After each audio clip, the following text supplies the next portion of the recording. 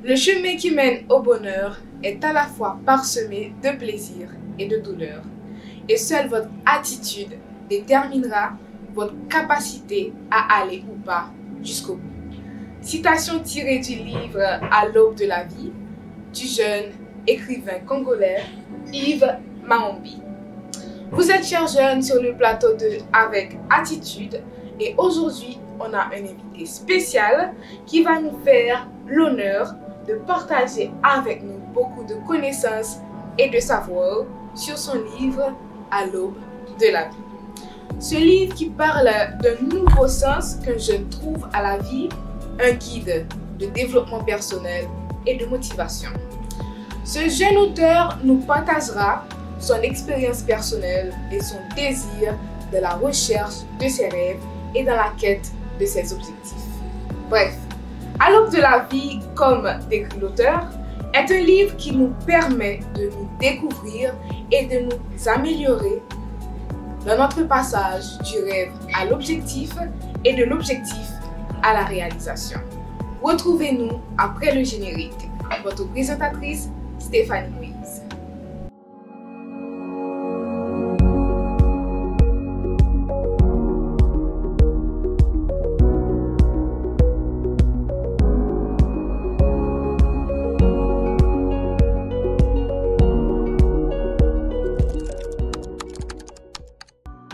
Oui, bonsoir Stéphanie. Pour moi, c'est aussi un plaisir d'être aujourd'hui sur le plateau Avec Attitude.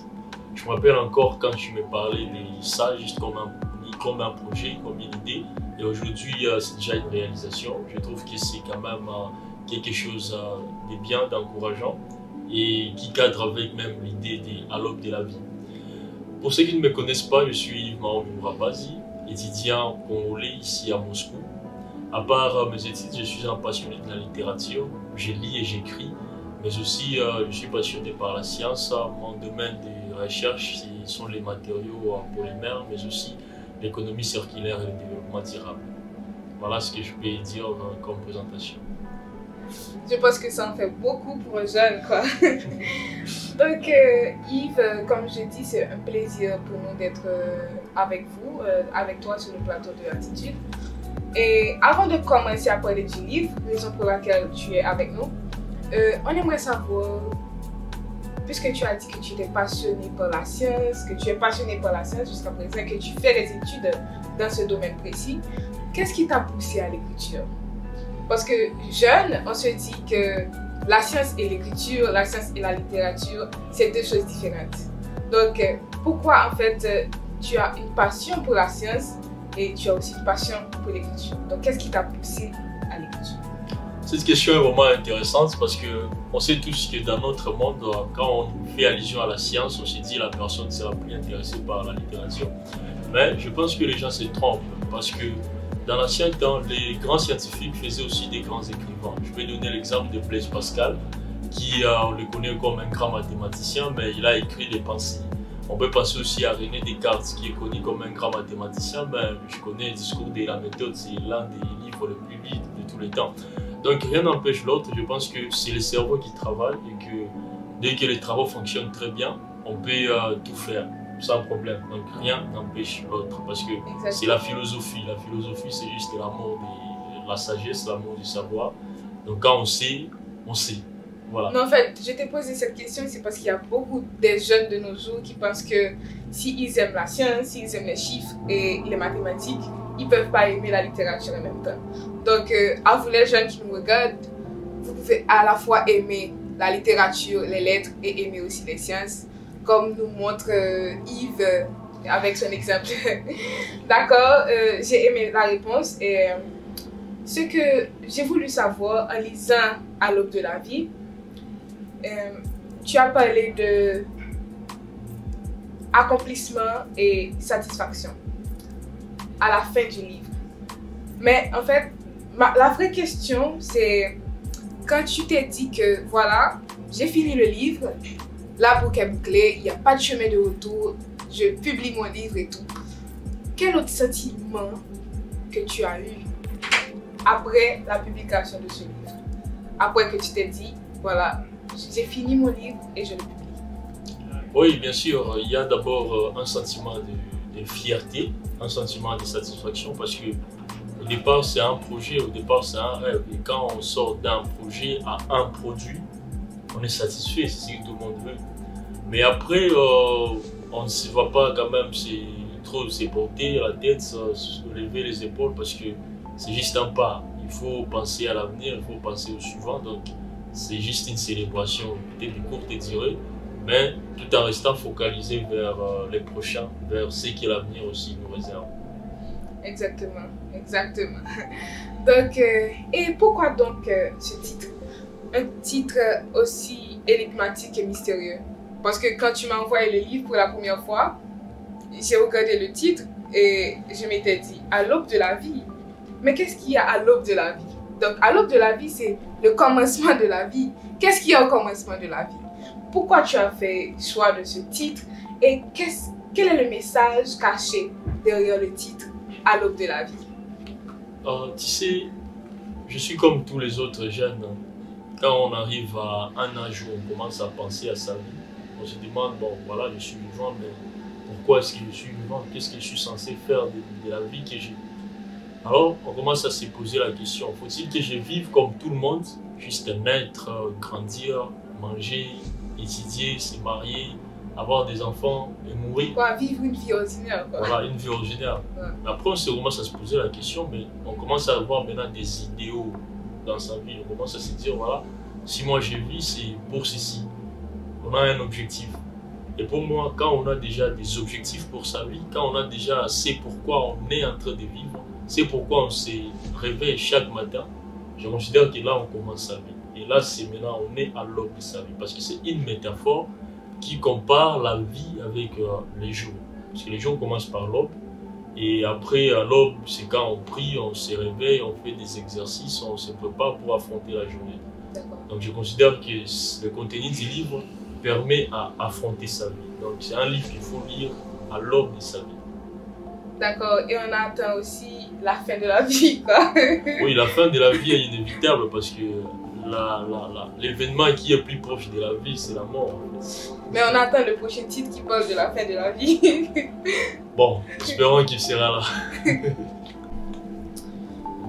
Yves, tu as écrit à l'aube de la vie. Et le livre a même été publié sur Amazon et pour l'achat et tout. Puisque tu as parlé dans le livre aussi d'objectifs réalisés, de réussite. Mais que l'on veuille ou non, toi et moi, après notre objectif, après une réussite, l'on s'attend à plus. Et encore et encore.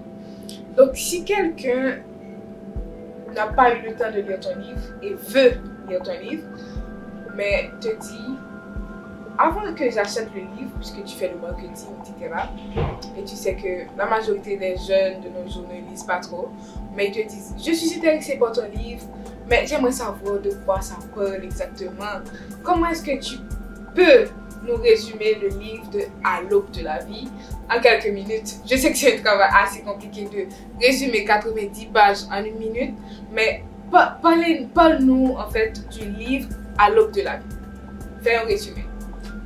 Comme je l'ai dit, c'est un grand défi parce que c'est difficile de résumer 90 pages en quelques minutes, mais exactement. Je vais quand même essayer. Tu sais, ce livre, c'est un travail, je peux dire peut-être scientifique. Là, un travail, ça doit être tiré.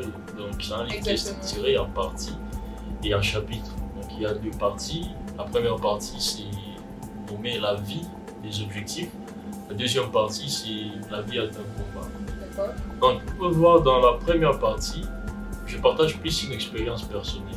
Exactement. Donc, une expérience qui me mène vers ces livres. Une expérience qui me montre un peu ma relation avec la littérature. Depuis que je suis enfant jusqu'à aujourd'hui. Qu'est-ce qui m'a poussé à écrire le livre. Et dans la deuxième partie, on voit juste maintenant cette découverte de la vie que je viens de trouver. Avec beaucoup de notions, beaucoup plus de réflexions philosophiques, beaucoup plus de théories qui sont développées. Quand je dis par exemple que la vie est un combat, ça c'est déjà toute une philosophie en soi. Exactement. À un combat, qu'est-ce que ça exige? Il faut savoir le terrain, il faut savoir les moments, il faut avoir des tactiques, il faut savoir avec qui s'allier, il faut savoir le temps, il faut savoir dans quel environnement se battre et tout. et contre qui on se bat, c'est le plus important aussi. Donc, toutes ces idées-là essaient de nous montrer l'importance du moment présent. Parce que nous vivons dans le présent, je ne suis pas dans le passé.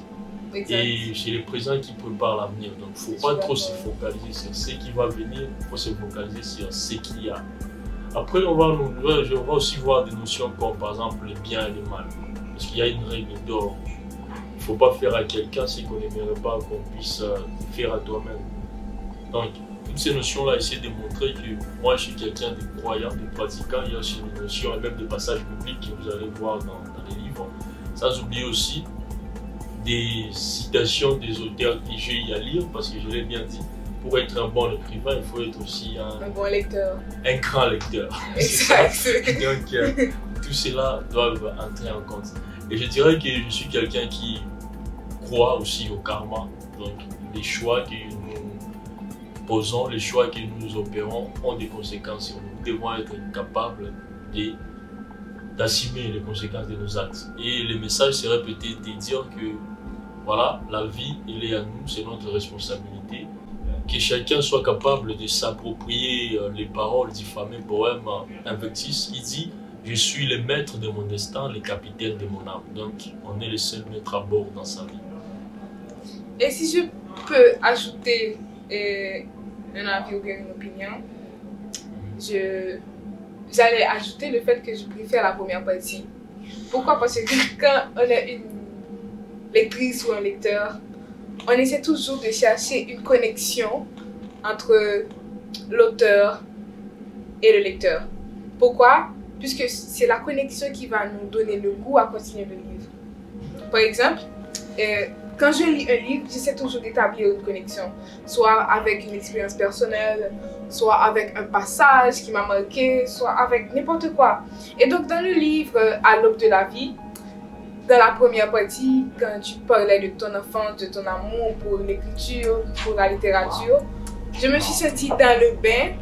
Pourquoi? Parce que quand j'étais à l'école, quand j'étais petite aussi, je passais la majeure partie de mon temps à lire, à aller à la bibliothèque, à préférer la littérature et tout. Donc du coup, ça m'a permis d'établir une connexion avec l'auteur, en l'occurrence toi. Donc c'est ce qui m'a permis d'aimer le livre. Et la seconde partie aussi qui parle de la réalisation de soi, qui parle de il faut bien choisir ses alliés, il faut choisir le temps, il faut choisir ses amis. Donc c'est un livre vraiment qui, non seulement qui a une connexion personnelle avec moi parce que j'aime la littérature, j'aime le livre, j'aime lire, mais aussi c'est un livre révélateur qui nous permet de comprendre, qui nous permet de réaliser en fait nos rêves et nos objectifs en tant que jeunes. Chers jeunes, pour la première partie, on s'arrête là parce qu'il y a beaucoup de choses qu'on doit parler, qu'on doit découvrir et sur lesquelles on doit discuter. Donc pour la deuxième partie, nous allons parler des passages qui nous ont le plus marqué dans le livre À l'aube de la vie. Donc restez branchés sur le plateau avec Attitude.